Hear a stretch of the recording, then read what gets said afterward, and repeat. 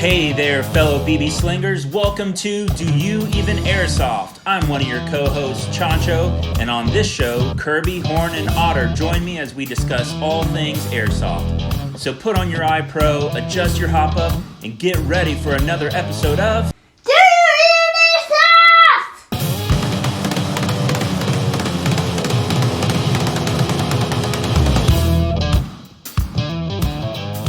Welcome everybody. We've got another fun episode. We have the gang here all spending some time on their Wednesday evening, the day before Thanksgiving, to chat about some airsoft and some fun topics. To start us off, Gene recently has participated in the one of the more recent American Milsim events, Blacksite.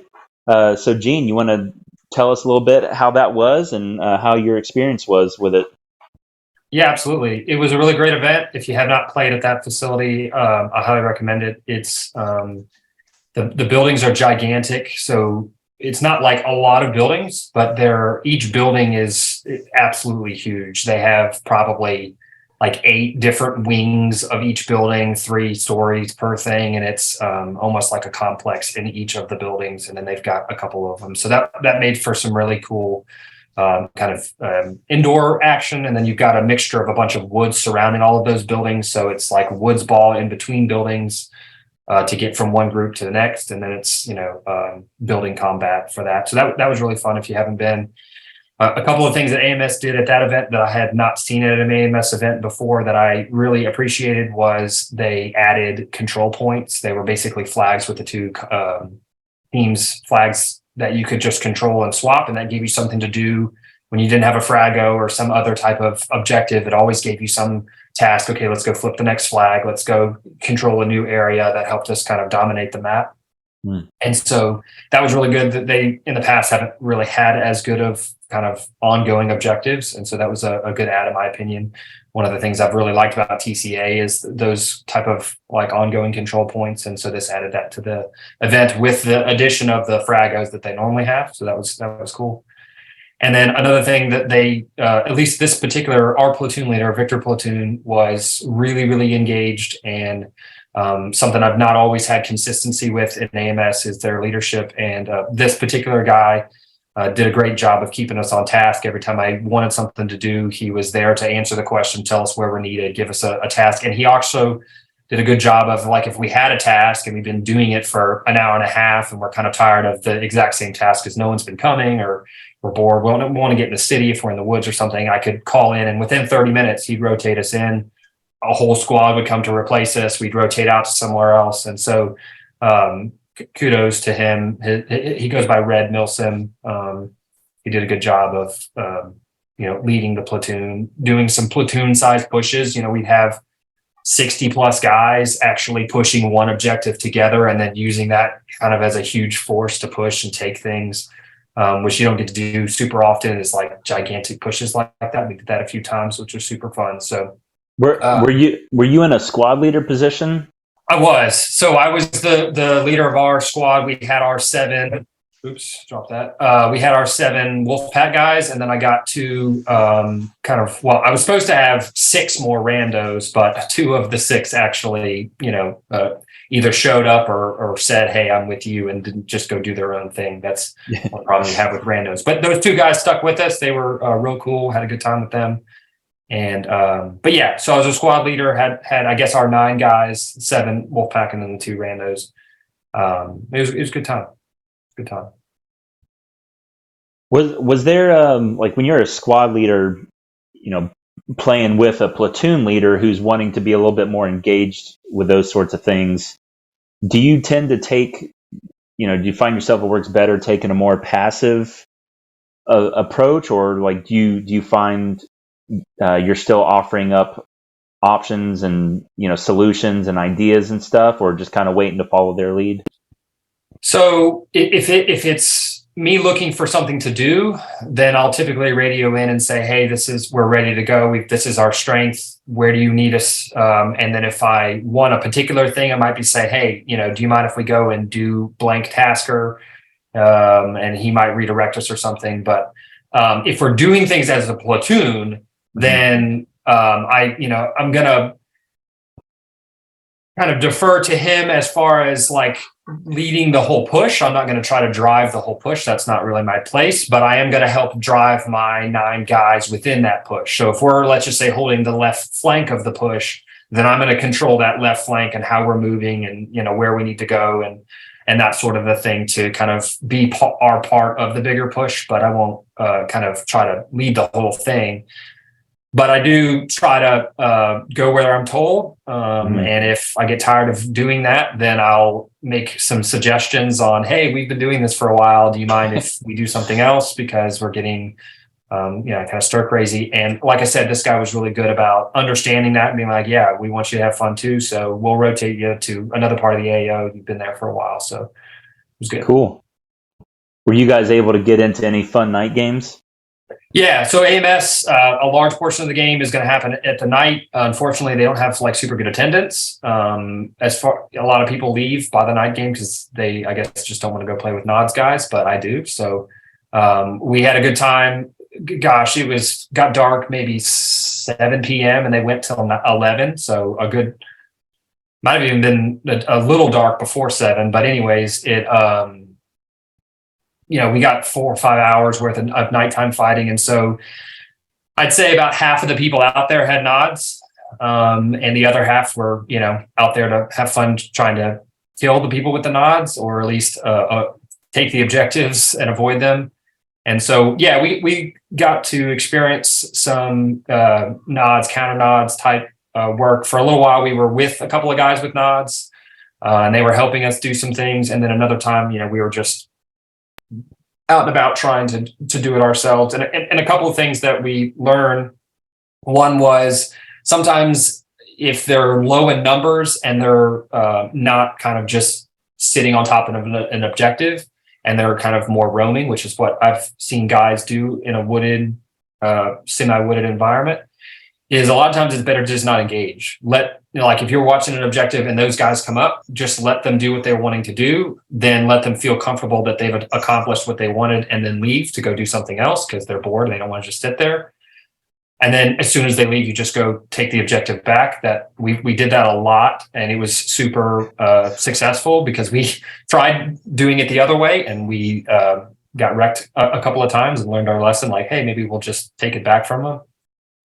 And then the other time where you like have to engage, there's a guy sitting there waiting on you to try to take the objective. One of the things that we knew but didn't execute well and kind of got a new lesson on is light. So obviously they're at a heavy advantage when they can see and you can't. So to level that playing field, what you have to do is hopefully somebody with a really bright flashlight, has to be a bit of a sacrificial lamb and say, okay, I'm going to just flood the area where I know there is a defender with light so that everyone else can kind of move in the shadows and try to get positioning on this Nods guy, or maybe multiple. And ideally, the guy with the light doesn't need to be the one shooting. All he needs to do is maintain light. So he can actually try to stay in cover and just basically shine a bright light in the direction. Or even I've seen sometimes a guy will turn on his flashlight and just set his gun on the ground or on the floor or aiming up in a direction and just let it cast it. And he's basically just staying alive behind something while everybody else is like, okay, now the playing field is a bit equalized to some extent. Yeah. And we just didn't execute that as well as I would have liked. We, did some stuff with lights and tried to balance. And we did have one encounter where there was 2 Nods guys and there were 6 of us. And we lost 4 of the 6, but then we, flooded the area with light and basically scared them into not wanting to stay there. They just left because they, I guess, decided that I've lost my advantage. I don't want to be here. So they just decided to leave. So we got the objective. And so that was nice. And then there was another situation where it was 6-on-1 and we all lost because we just didn't execute very well. We flooded with light and then everybody kind of waited around to see what would happen. The light guy got shot and then they moved around in the darkness without light and got shot more because of course they can see what they can't. So definitely a lesson learned for us. Had some success, had some failures, so good lessons. But yeah, some good nighttime fighting too. That's cool. Ben, Evan, either of you have any questions about Blacksite for Gene? No. What was your most epic kill you had? You usually have a string of where you kill like 30 guys in one sitting while on a swivel chair. I'll briefly tell two stories. One of which is quick. We were guarding basically this wood line, and it was facing a big open field that was a bit away, maybe 200, 300 yards, probably 300 yards away from their spawn point. And we're just basically trying to hold this line to funnel them into the northern part of the AO and hold the southern part from them to get. And it was me, we had a sniper, and we had like our full squad, but they started to try to push. They massed up like, I don't know, 30, 40, 50 people. It was a lot of people. And we're like, all right, we're pushing on these dudes. But they're crossing an open field into a covered wooded environment. So they're like, it's okay, size, we'll just push with all these people. Well, our sniper started hitting them from 350, 400 feet, like one at a time. And they're like, oh crap, they can hit us. So they then start to accelerate, and they start to get into my NTW range, which is around 300 feet. So then I start dropping them from 300 feet. And then they're like, crap. So then they just start sprinting, and they sprinted straight into our LMG. And he just went, and of course, all the rest of our guys then start unloading, and we dropped the whole like platoon, like all of them died. Mostly to the LMG, but I mean, it was like a massive just wipe of everybody, which was super fun. Wow. But then I guess my personal favorite was they had pushed to, when they finally took that position from us, they had pushed into the southern AO and actually very quickly took a building that was, 100 yards in front of our AA. And so like, it was a really big problem because we couldn't get out of spawn for a little bit because they had guys in this building. So I maneuvered around and found a way into the back door. Rear security is a lesson that they probably learned because there was not anyone watching the back side of the door. And I snuck in the woods and crawled around until I could get to the back side. And then I snuck into the back side of the building. And so now I'm in the building and nobody knows it, but I was the only one that made it. The rest of my squad got wiped out in the efforts and attempts and stuff. And so I make it into this building, and I spend 30 minutes in this building in the dark because there's no electricity in this thing, just creeping and crawling around the whole building to assess the situation. Like, where are the guys? How many are in here? What rooms are they in? Where are they facing? What are they doing?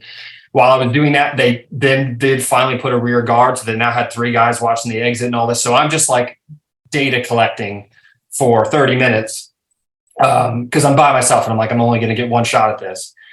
And then finally I saw an opening, and I just started slowly, systematically taking them out one at a time, quietly going and, kill these 2 guys in this room. Now slowly move over to this room. Now kill these 2 guys in this room. And then finally one dude decided to be kind of a jerk. And, I walked up behind him, basically knifed him, and he just yells, medic, hit, medic, like a jerk. I'm like, okay, here we are. But it actually worked out okay because then all of his teammates, who were complete idiots, ran into the room like, what's going on? Is there a guy in here? What's going on? And then I'm just like, hit. And the guy's like, oh, hit. And another guy runs in, what's going on in here? Is there a guy? Hit. The guy gets so frustrated because like 3 guys come in and die that way, like coming in like, what's going on? And he's like, no, I yelled medic because there's nobody in here. Like, you idiot, And so anyways, I kill like 15 or so guys, like 1 or 2, 3 at a time, like creeping around the building. And finally those rear guards heard all of the commotion. So I'm like, okay, I gotta, and I had counted how many there were or whatever. But what I did not count on is that the 3 rear guards had brought 2 friends from the outside into the building. So I come over, see the 3 guys, come up, knife one in the back, pull up, shoot the other 2 guys.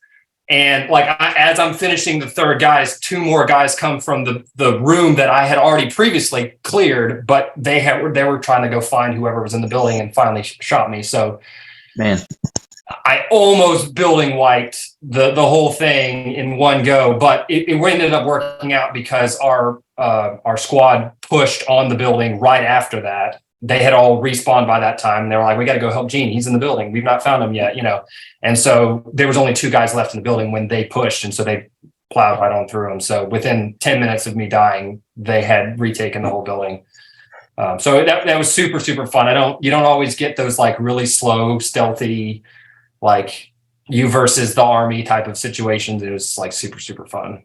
It's funny how often people try to do that real sneaky, like when they call hit, they're trying to say it in a way that signals to their team where the person that hit them is, or they'll say it like much more than they normally would. Right. And it always cracks me up because they always respond the same way you just mentioned, where people like just flood that area. And it's almost like they talked about it real quickly beforehand, but everybody completely forgot what the plan was. If someone calls hit like 5 times in a row, that means stay out. There's someone here. or come in force. Don't come in one at a time. Yeah. That's a recipe for just dying. But if you like, okay, group up, there's a guy in here, let's push in and clear it, that works fine. But yeah, not one or two at a time. Yeah, I've seen that a couple times where people try to signal that and it never works out. Yeah. All right, so doing a hard topic transition here. So something we've been all talking about recently that I thought would be interesting to talk about in our little podcast interview here. What part of your personality clicks with airsoft? I know you guys have been playing for a while, and what part of your personality especially clicks with airsoft, and where you get the most enjoyment out of it? Okay, so I'll jump on that one. For airsoft, I think I like solving problems, and tactics ends up being just a problem you have to solve on your feet, which ends up being pretty fun sometimes. I also just like shooting guns. They're a lot of fun to shoot. And you get to shoot your friends with guns that look like a real thing. Then everyone gets to go home and, or have a burger afterwards and talk about how cool it was, and no one dies or goes to jail or gets hurt. And that's kind of like the coolest thing to do with guns for me. Like, target shooting's okay, but if you can shoot at someone who can shoot back at you and it's in fun, that's top for me. So yeah, to go along with that, Ben, I in my notes I had put down just like camaraderie. I'm a big people person, and like you said, just going out and having fun with your friends. But there's just something about like banding together on a shared mission where you're having to work together and communicate, and you're reliant on each other for medic or for this or that, and you're helping save each other. It just builds, a level of camaraderie that I think is difficult to match in other sports. And that's definitely a thing for me as well. And you mentioned strategy. That's something for me, but I'm a competitive dude, and I like, putting my skills, my wits, my whatever up against, other really good players or other good teams and stuff. And trying to compete at a high level. And, so that really scratches kind of my competitive itch. For me, it's more of, as Ben said, with problem solving, but when you look at airsoft, especially with the AEGs, it hits that mechanical side of, I get to take this apart. I know how it works, and I can make it better, or I can fix it, or whatever. Like that F2000 I bought for $80. I put $200 of parts into it, and I'm going to sell it for $400. And the reason I can do that is because I learned it. And my wife will be like, well, why are you spending so much time on this? Well, it's fun. it's fun taking something apart that's not going to break the bank. It's not like a 7,000, or like $1,000 plasma screen TV or something, It's something that if you break it, how to fix it. So that's number one. The other part for me is analytical. And that's, for me, it's both on and off the field. So like, as Ben and Gene know, I love making my gear efficient. So I just recently changed my gear to a battle belt and a small rig, a micro rig. And I spent probably a month and a half talking about it before I did it. Because I was like, all right, why would I put this here? Why would I put that there? If I move this item 5 inches to the left, it makes this faster. It allows me to lay on my side, blah, blah, blah, blah, blah. And then also on the field, like at Guardian Center, where we had some infiltrators come in behind, and without even asking, I was like, hey, you know, we're going to take a hunter killer team and I'm going to go this way. Gene's just like, just all right, you know. And then also you have to make these quick decisions. And what's really fun is that the majority of patrol leaders or platoon leaders or whatever out there are not as skilled as they need to be. And so when you are able to make these decisions very quickly with your knowledge, you can take advantage of the situation. So you can flank somebody really fast, take them by surprise, or line up an assault, a two-pronged assault, which takes skill. And so that's also like a challenge in itself. I've also got this weird thing, probably left over from childhood, that I love. Hide and seek. This is some kind of adrenaline thing with me with hide and seek. And so airsoft, the sneaking part of airsoft is just tops for me. When it's like me or me and a couple guys are sneaking in and around some really impressive area, Camp Shelby or Camp Fort Hood or Guardian Center or whatever, where it's like lots and lots of really intricate, cool places to be, to walk through, to hide, to climb on. It's like hide and seek, but just to the nth level, which is super fun for me. Yeah, definitely. That's really cool. Yeah, for me, it's the camaraderie, the competition, and kind of the analysis side of it. But one thing that I think about a lot too is trying to figure out exactly like how good I am, or like where I'm at kind of in my growth trajectory, or am I getting better? Am I staying stagnant? How do you guys think someone can actually gauge how good they really are? Like, are there some certain situations or certain skills that you've used to gauge how good someone is? Like, if you see someone out playing, how can you tell how good they are? I mean, obviously it's not always just based off a kit, right? They have to show some sort of chops to go along with it. I would almost argue it's not at all based on kit. Yeah, I guess I can start this one off. For me, there's two different like versions of skill level. There's one of mastering your craft, as in, do you know how to throw the grenade that you're using properly, or do you know how to shoot the pistol, or use the gun, or reload in an efficient way? Like, do you know how to place your body? So that would be number one, is like your 3-foot world around you. Can you control that? Do you have that skill on that? And so that a lot of that stuff comes with practice and chatting with veterans and just playing. And then the other half is mainly just playing with others. And it sucks when you just get owned. But if you are looking to play this for fun, you'll learn from that mistake. Like, I just walked up and I was holding this corridor and I got shot from my right-hand side because I didn't cover my other entrance. That's a learning experience. And so the best way to gauge yourself, in my opinion, is just playing. But it's kind of weird because we have new players who join us every other event, at least, and they'll come out there and go, well, I didn't think I did that well. And we're like, dude, you were awesome. First timer, or, third timer, or whatever, because they don't know how to gauge themselves. And, we have that experience on going, did you follow orders, right? Did you use your brain? Did you think before you acted, and were you a team player? And it really just depends on like what you're playing. Because in Speed Soft is completely different beast than a Milsim or a pickup game. And, if you're going to play Speed Soft, that's different. If you're going to play Milsim, that's different. And each one requires a little different skill set. And for me, it's just playing and chatting with good players. And by good players, I mean people who are going to give you advice and help you out, not just skill-wise, but experienced players who are there to increase the level of the sport.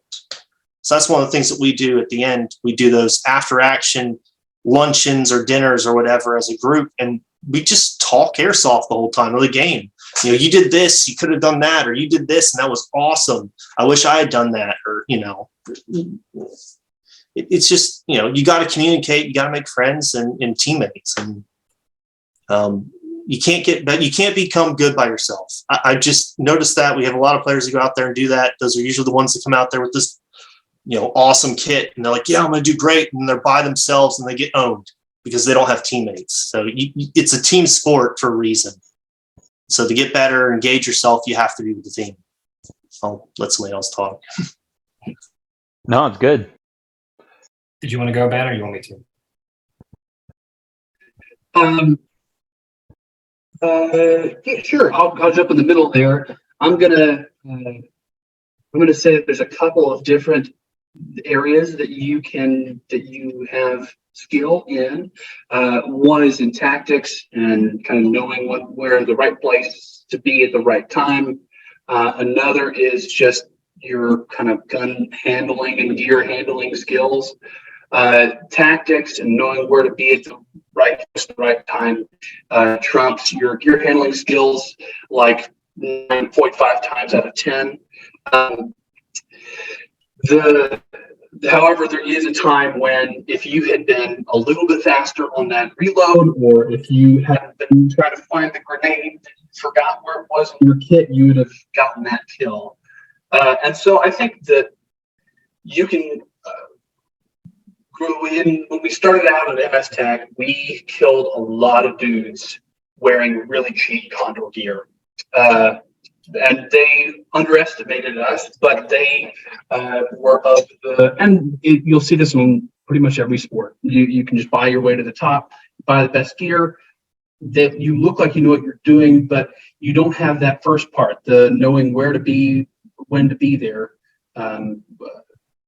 But so I think that the biggest thing is that if you can work on it. And then if you want to be that much better, work on doing your reloads, to work on pulling the gun up for your snapshots that you hit the guy first time that you pull the trigger.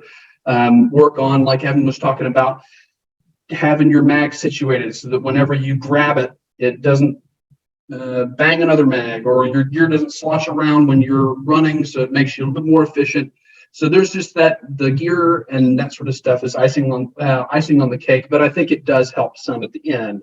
The big foundation is knowing the tactics. So, and if I can tag on to that real quick with Ben, is I mentioned I changed to the micro rig and the battle belt recently, and that was because of my experience at Guardian Center last, where I need to pull grenades out quicker and I had them in pouches in bad areas, or I had to unzip it and it was too slow, or I need them faster so I didn't have to transition off my gun, or I could pull out with my left hand and throw it, or whatever. And so that requires experience though. You can't learn it, unless you fail or other people tell you. But yeah, I completely agree with that. So I think y'all done a great job of kind of discussing the two main kind of things that tell if a player is pretty good or not, whether they can handle themselves and then whether they can handle the situation that they are in. But I'll give you kind of another way to gauge it, and that is what's your impact look like? And so that is, are you a good player yourself and you accomplish things well? Are you a good team player where you are enhancing the team's ability to accomplish a task, whether it's your squad, whether it's the people around you? Are you playing your role well? Are you helping others play their role well? Some players, you see this in almost every sport. You take, these four guys and they go accomplish a task and they're going to hit a bar here. And you add this player who by himself is a good player, but he elevates these four players' capabilities by his presence, whether that's his communication, whether that's, the way that he leads or the way that he kind of talks and positions. And, are you the guy that's just a team player doing your role, or are you an enhancer of those that are around you? And then furthermore, besides just the 4 guys that are around you, are you enhancing, the whole kind of field that's there? Because you'll find at almost every field, you can pick those guys out. You can pick out the guy who will do his role. You can pick out the guy who, in his little small clique of players is, that team is better because of him. And then you can pick out the player that it doesn't matter which players are around him. Anything and everything around that player is better because of his presence, because he just impacts the game beyond his 3 feet and his mind and his positioning of himself. He's impacting everyone around him. And again, that to me is another sign of kind of like tiers of skill, where you're a good player, you're a good teammate, you're just a good impact on the game. And that, to me, that's another way that you can kind of gauge yourself, self-assess maybe a little bit. Do you think the only way of kind of finding out where you're at in that tier is just to have other people around you tell you? Like, do you just need some good friends? Does this get back to the community thing? You need friends that you can ask about where they see you at, or do you think those are the types of things that you can objectively identify yourself? It's definitely a lot easier with for friends. The best way is for other people who are objective to be able to, assess things. Like, for example, those 4 guys know how well they did without you, and they know how well they did with you. And so they can tell, oh man, we're way better when this person is with us, right? Whereas you don't know as well your impact because you're always present when you're there, right? So it's hard to know what things are like when you're not present. But I'll give you some case in point. There are some players at Stag, that's my local field, where everybody knows where that player is at on the field, not necessarily because they see that player, but they see the impact of that player. And the whole game might shift. Someone yells out, Austin's on the right. And then all of a sudden, the defensive posture of the entire defense pivots and shifts because they know that player has the impact and the ability to help his team push a line or to do a thing.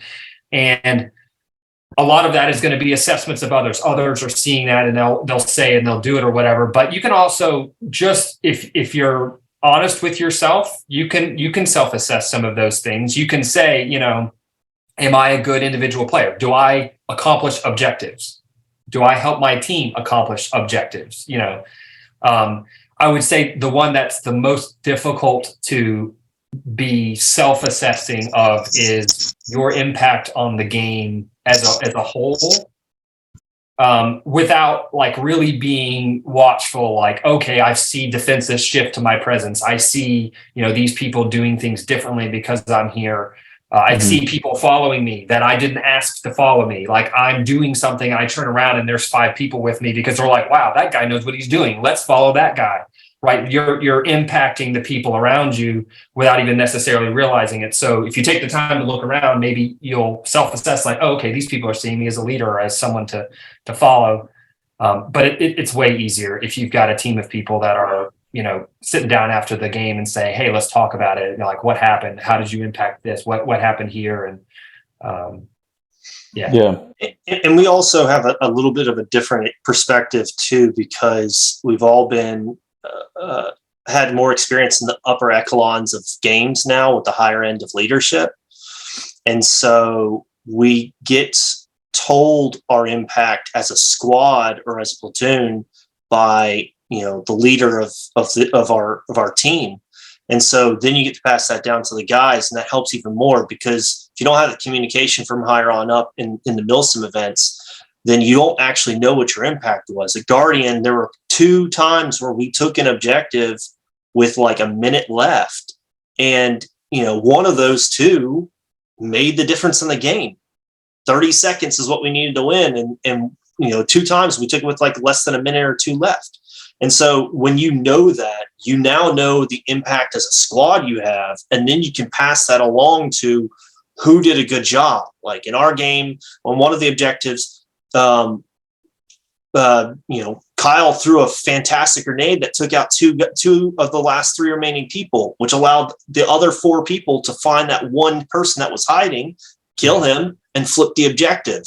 And then we had another person who's like, flip the objective, and they flipped it, and then they went and cleared the rest of it out, because it was like, we got to get this objective. And so you get to point it out later on going, that was great. The fact that you went for the objective while everybody else covered you, we didn't have to say anything. That was great. That was great. That was great. So, knowing that upper impact that you have as a team, we get to pass it down. And so that's where the experience comes in, where, we now know what to look for. And so we can see it in people who have never been out there to a Milsim before. And they're like, I don't know how I did. We're like, dude, you were good. Yeah. I want to brag on Ben for a second, like on impact that we didn't realize in the moment. So one time at Camp Shelby, me and Ben, it was a night game, and it was like in the middle of 2 a.m. or something like that. And we were kind of bored watching objective. And Ben's like, dude, I want to go like have some fun out in the night. Like, I'm tired of sitting at this objective. Let's just go have some fun. So we told our squad leader, hey, do you mind if me and Ben just kind of go on a night raid? And they were like, dude, you know where we're at? Come back if you're dead, have some fun. Right. And so me and Ben had an absolute blast just sneaking around building to building. I mean, it was like an hour and a half, and we just went from building to building. We killed some people, but largely we were flipping flags and taking objectives and like just having a blast sneaking around, right? Well, so that was all fun and dandy. And then we get kind of to the end of the buildings that we could do, and Ben turns to me and it's like, dude, let's take the mosque, which the whole time has been like a major enemy central location. And I'm like, dude, we're going to die. Like, we're not going to take the mosque. He's like, I know, but it's going to be awesome. We're just going to have fun. We're going to have a blast. We're going to take the mosque, And I'm just like, I'm down for it. Let's go. And we go and we sneak around and we have a good time, and we reach into the mosque, and, we're in the first floor, and we get into combat, and we, fight some people, kill some people, die as we expected. Right. But what we didn't know, we walked away like, that was a blast. We had a good time, fun, walked away, went back to our team, respawned, kept playing. After the game, we go talk to the leadership and find out that our little 2-man raid into the mosque freaked the other team out, because they assumed nobody just has 2 guys attack the mosque. That's suicide. So they sent 24 dudes, 2 full squads, to reinforce the mosque at 2 a.m.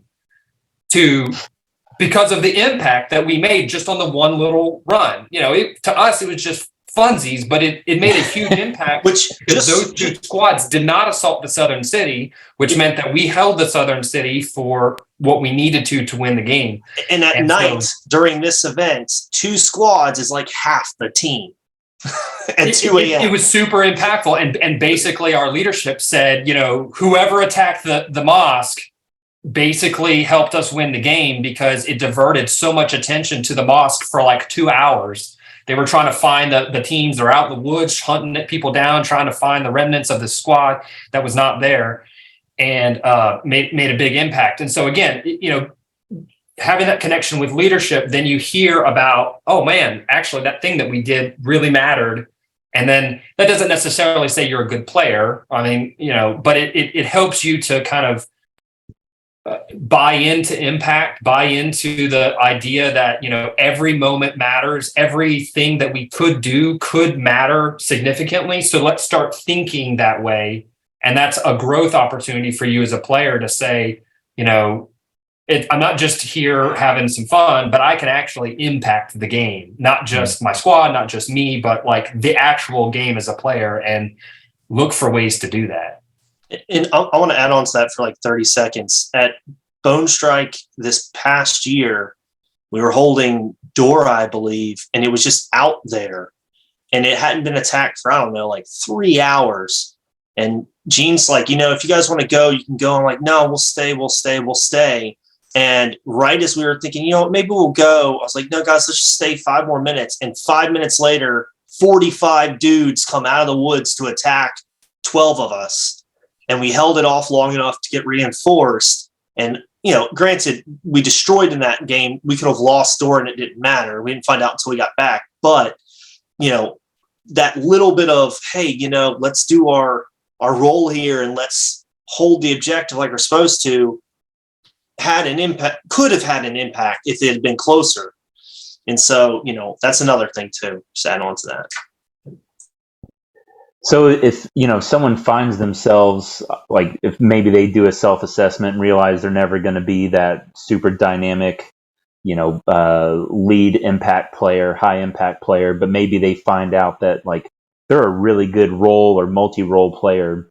What are there any specific skills that they should focus on getting good at that make them unique from maybe the high impact players?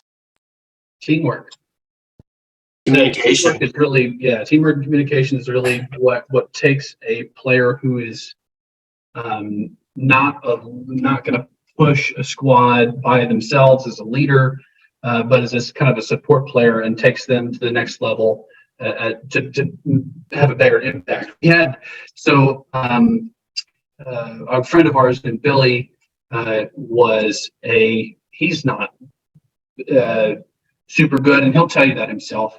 But one thing that he's always fantastic at is being a medic and healing people. And he selflessly, I think there was one phase of one of the games I was at that he didn't shoot his gun at all. He was just running around medicing people, and he kept our whole squad and the squad next to us alive, which means that we kept that part of town and got all sorts of points, and he didn't shoot anything. And so it wasn't about how good of an airsoft player he was. He was just being selfless and running around and helping. So I think if you can find your spot as a helper, you don't have to be the guy who leads the charge. You can definitely still make an impact. Yeah. Ava did the exact same thing at Blacksite this time. Medics were super important. You only had one medic per squad, and unlike TCA, so that medic can't die or your whole team goes to respawn a lot. And I would say commit to your role, whatever that role is. If your role is the medic, your job is to not die. Your job is not to kill. Your job is not to lead charges. Your job's not to, your job is to not die. So then the question is okay, how do I not die best? And you want to have fun. So you got to weave some fun in there as well. And hopefully you have fun doing the crawling and the medicing and the dragging and like the things that a medic does. Otherwise, maybe you should be a different role. But whatever your role is, there's going to be skills associated with that particular role. And I would say, like, let's just say you're a door kicker. You're, just going to be the guy with the SMG, the first one in the door, whatever. Then you should probably study some door tactics as far as like where do I breach? Where do I go? Where do I turn? If I'm the second man in, like, what do I do? Just because that's your role. That if we get to a door, they're going to say, okay, door kicker, you're up. Let's kick the door. Let's go. Same thing with, any of the other like potential roles, is communicate effectively, know your role in the team, and commit to whatever that is. Because you see a lot of times, they're like, oh, I'm less important. I don't have to try as hard. And that's, a good team player is trying hard. They're just trying hard in their lane. Yeah, for sure. I think about one of our friends here in Texas. His name is AJ, and I mean, this guy has more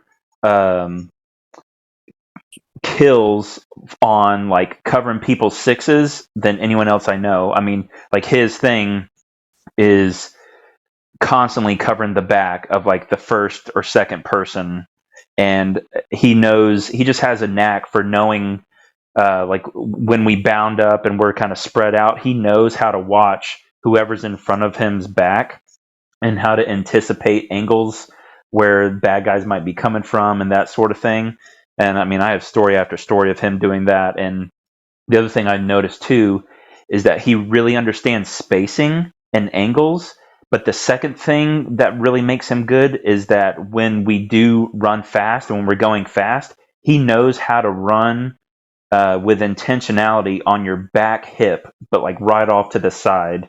Like, he's not like, it's a very particular skill, and maybe it's just like a natural talent he has. But when he's running behind you, he's always slightly off-centered, and he just is really good at watching for the angles that you're not watching. Like, I've gone back and watched some of our GoPro footage whenever we're like racing for objectives or whatever, and he's always just like looking the opposite way that the person in front of him is. He's always right on their slight back pocket, and he's staying close and tight. And it's just like, without fail, every single time you get up to a, like, we'll push up real far and you'll get up to a kind of a tense situation, and it's never like, where's AJ? Where? I mean, he's literally like, as you're turning around to look for him, he is right there.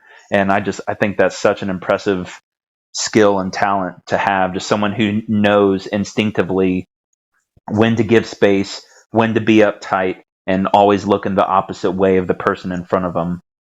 And how often do you die because you don't have someone watching your six?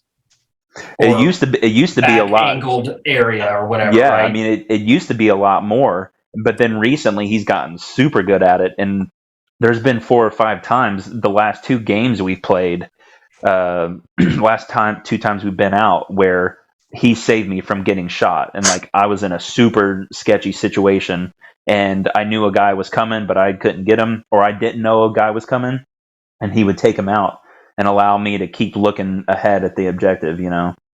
So the whole story I told from earlier was because they did not have a rear security. I got into that building and I killed almost the whole building because they did not have rear security. And so that's another, like, not often like real fancy position. You don't get a ton of kills always watching the rear because most people don't come from your backside. But when you get the kills, they are some of the most important kills, because they probably would have, your whole team would have probably died if you didn't successfully watch the rear, or at least a lot of them. So, it's another important role player that, you know, commit to it, and you'll be impactful to your team. You kind of stole what I was going to say, Ben, but that was Ben C. Because you have communication. We have a guy, player Hayden. He's not the best, but he's really good at communicating, and he also is one of the guys who does rear security. Billy's another one that does rear security, and you know that if you leave him there, he will stay there until you tell him to come with you. You could be 3 buildings later, we're like, oh crap, we didn't tap Billy. He's still standing at the door, 3 buildings behind, like, all right, where's everybody? I think I kept track of Billy a little bit better than you did. But I was going to say is, say you have an impactful player, right, a door kicker or whatever. For every impact player, there are 2 anchors. If you just think about it, there are 2 anchors. So you think about our group, just the group that we usually play with or used to play with a lot. There was, Gene and Ben and myself, right? And then there were I'm not saying the others weren't skilled, but there were usually 6 other people. We usually ran around 9 to 12 players. But if you think about it, there's 3 of us, add 2 more for each of us, and now you're looking at 9. There's always, the anchors are important. That's rear security. That's, your flanks. And the fact is to be trustworthy as a teammate has far more impact than an impact player.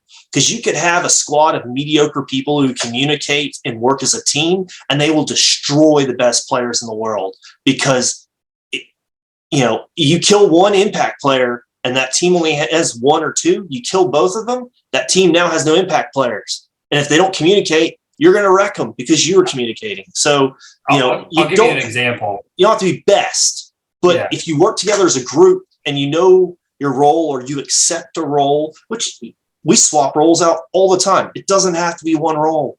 It could be a medic. You could be LMG. You could be, the rear guy. We used to swap that out. We used to swap squad leader out when one got tired. It doesn't have to be one role, but just pulling what people are trusting you to do is just as impactful as being the guy who kills 20 people. Because if they get shot, they can't kill those 20 people. Yeah, I'll give you an example of a team that struggles from kind of what we're talking about, and that's Gator Bones. Gator Bones, when Daniel Tate is at the lead, is a formidable force. They are really difficult to stop because he is really impactful to his team, because they are just significantly better when he is present. And not just because of him, but because of how he helps facilitate the rest of his dudes. But you kill Daniel Tate and Gator Bones crumbles most of the time. The rest of those guys don't know what they need to do without him well enough. Now, if they can just medic him back up and he's back in, then great. That like becomes their mission. As soon as he goes down, it's like, okay, how do we get him back up? And then we'll continue on. But their role players only really know what they're doing when Daniel's there to tell them what to do.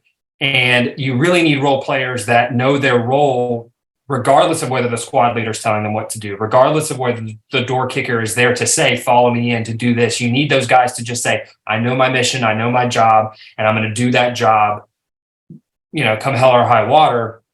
And that's how a team stays cohesive, because sometimes you need Gene's an idiot. He runs out, kills 10 guys, but dies in the middle of the field or whatever. And you're like, well, thanks, Gene, you killed 10 guys, but now you're dead. So if the team is not anchored without, that guy and is able to, accomplish their mission, hold whatever, push forward as a unit to get to where you can now cover the field to medic him in or whatever, then the whole team kind of crumbles and falls apart. So, everybody, it's important for everybody to really know their role and not be kind of waiting for someone to tell them. And that's another sign, as we were saying, of gauging your capabilities, right? If you're having that guy having to tell you what your role is consistently, like, hey, you need to be doing this, you need to be watching here, you need to be standing over there or looking here, that's a sign that maybe you still got some growth to do in your role, because you're not like locked into your task. But if your squad leader is basically not ever having to tell you what to do because you're always where he expects you to be doing what he expects you to do, that's a good sign that you're probably a really competent role player or just doing your job, a good player in general. That's one of the reasons why I like our group, because there was times at Bone Strike where I died and I was like, I need to go back to the base, and then I come back and everything's still good. We don't have, wouldn't have the central guy for communication, but everybody was still doing their jobs. And so if I died or Gene died or Ben died, it wouldn't matter, because our team at least knows the roles well enough and can still communicate without us. I'm not saying we're the glue that holds the team together. Everybody does. That's what I like, is everybody pulls their weight. You know who you can trust. Sometimes we'll get players you can't trust, but they're still, good guys. And so that's why I like our group, because you take Gene out or take me out and the squad still functions. Yeah, I'd say that maybe me and Ben and Evan are probably our best at pushing the line. And our squad tends to not be very good at pushing the line when with an exception of one or two. All of us are out, or whichever one of us is kind of leading that push is out or whatever. But our squad, if given a defense mission, and me, Ben, Evan, or whatever are not present or die or whatever, they'll still defend. They'll still hold it down. That we know how to do that. We just aren't always if we lose that kind of aggressive force, we don't have a ton of like those aggressive guys right behind them ready to just pick up the reins and take it off. They're like, okay, well, let's just lock in, hold our position, wait for Gene to respawn or Evan to respawn or whatever. And then once they get back in, then we'll pick up and go, which sometimes that's fine too.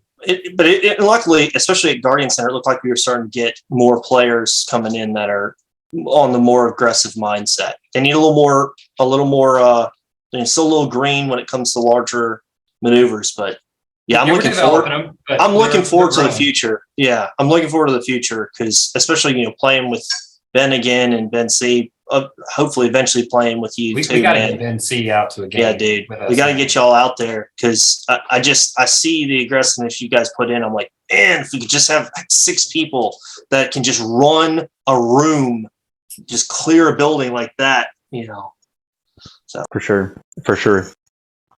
Ben Marshall, any final thoughts along that discussion? No, I think that was fantastic. Yeah, I can't think of anything else to add. Cool. Well, as we head towards wrapping up this discussion, we'll try to pull out a few lightning round topics. So, on a scale of 1 to 10, 1 being not important at all, 10 being it is vital, how important is the first shot? 8. I mean, granted, 10. If you hit them on the first shot, you don't have to waste any ammo, right? You move on to the next person. But if we're talking about that skill, I would say like 7 or an 8. Because if you miss the first shot, but you hit with the second or the third, which, 20 rounds per second gun, or 15 if you're doing semi, should come within a split second. Most of the time, that's still enough if you get the drop on somebody. But if it's a 50-50 split between you and another guy coming up on each other, it's a 10, obviously. Because if you miss that first shot and he doesn't, there you go. Ben Marshall, what do you think?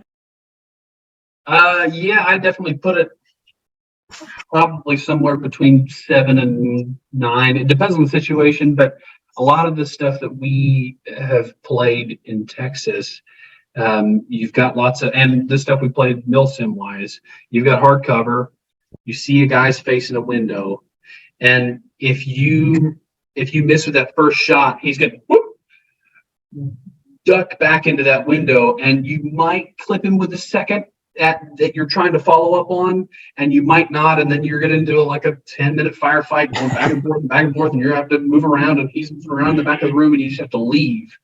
And so I think it solves a lot of problems if you can hit with the first shot.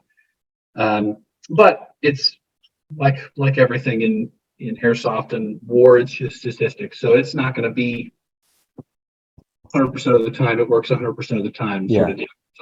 So an 8-ish? Yeah, 7, 8, somewhere there. Okay. Gene, what do you think? So I'm actually going to disagree with both these guys. If they're probably not surprised by that because they play with me and they know how I play. I would say that the first shot is like a 3. There are times where it's a 10. I'm not going to disagree with that. There are times where your life depends upon hitting them the first time or not. I don't think that that's very common. I will say the first volley is an 8, a 9, a 10. But I tend to shoot 3 or 4 rounds every time I pull the trigger. It's just like pop, pop, pop, pop, pop. And one of those needs to be on target.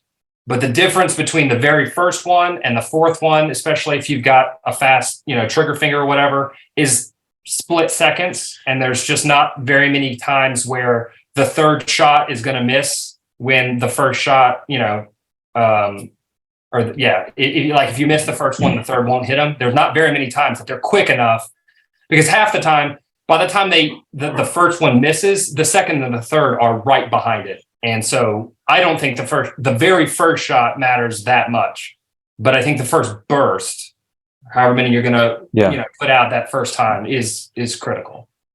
Okay, so going along with that, we'll expand that criteria. Instead of the first shot, the first 3 shots. We'll call it the 3-shot burst. How much money is worth spending to increase your hit rate of the first burst? How much money is worth it? $50.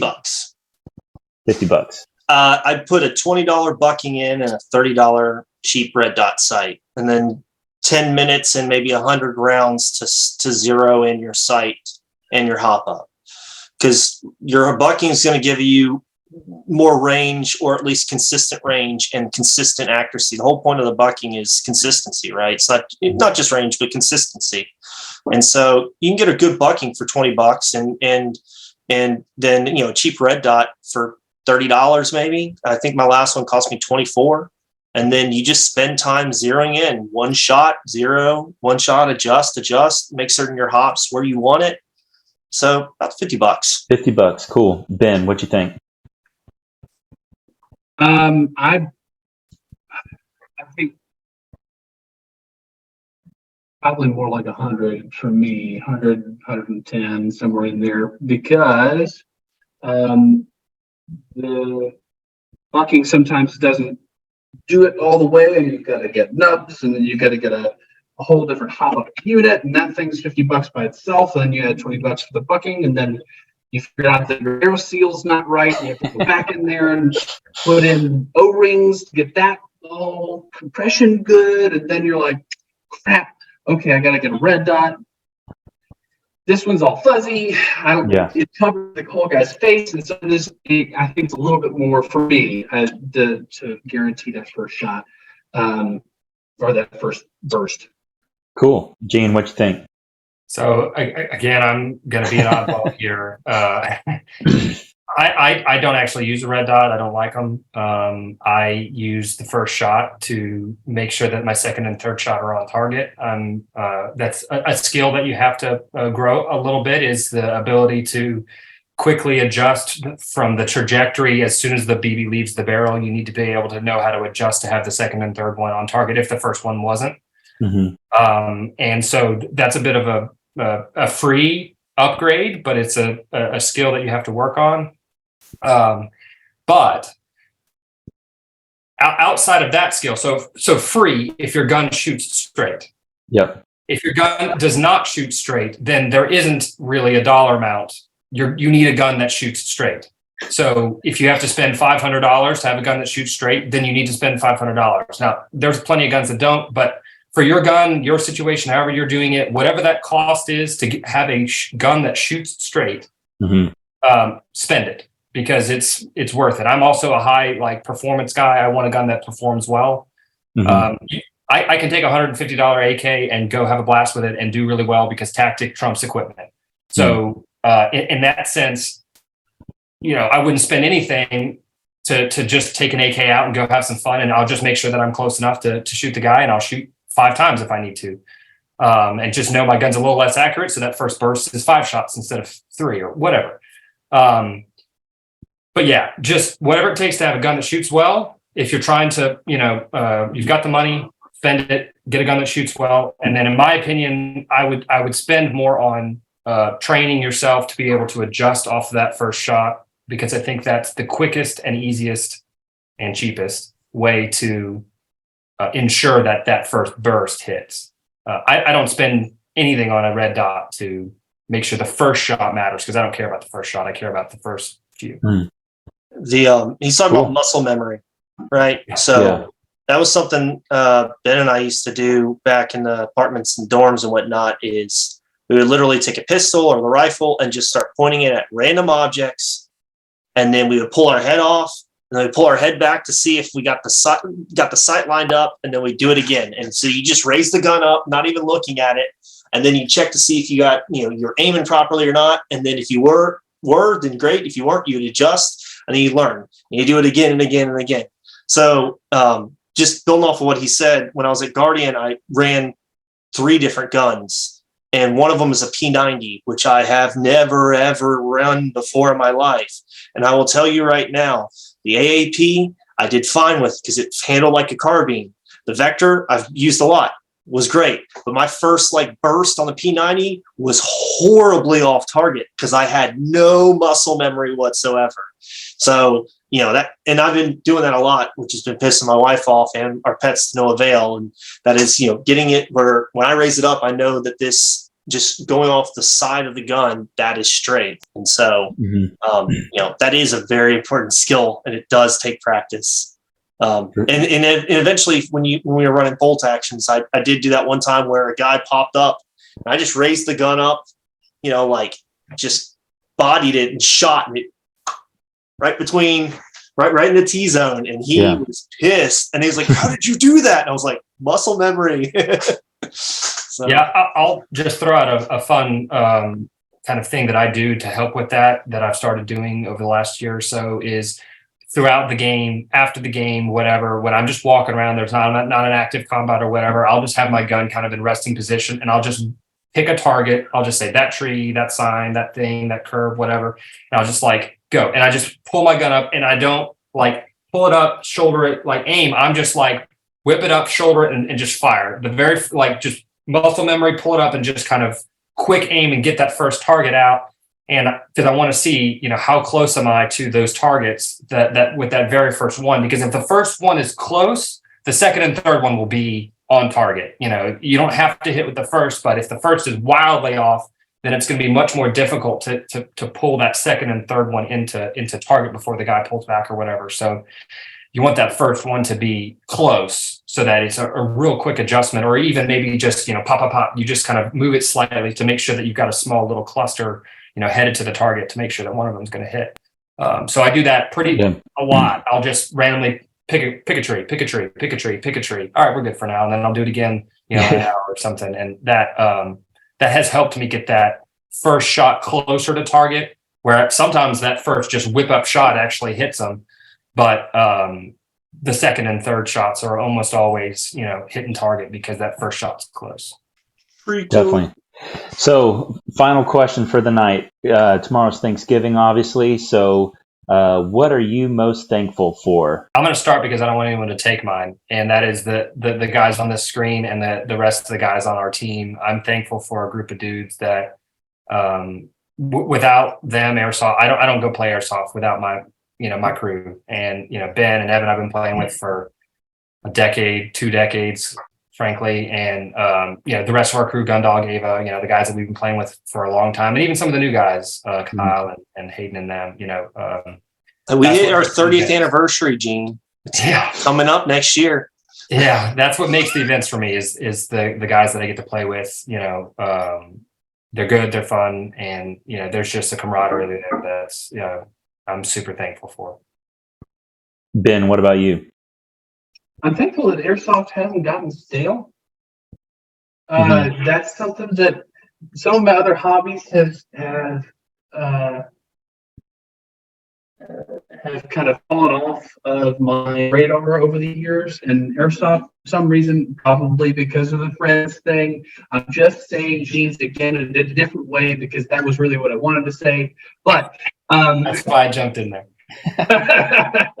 But it really hasn't gotten stale for me, and it's still fun to go out there. And you moving to Austin and us doing the airsoft thing together has kind of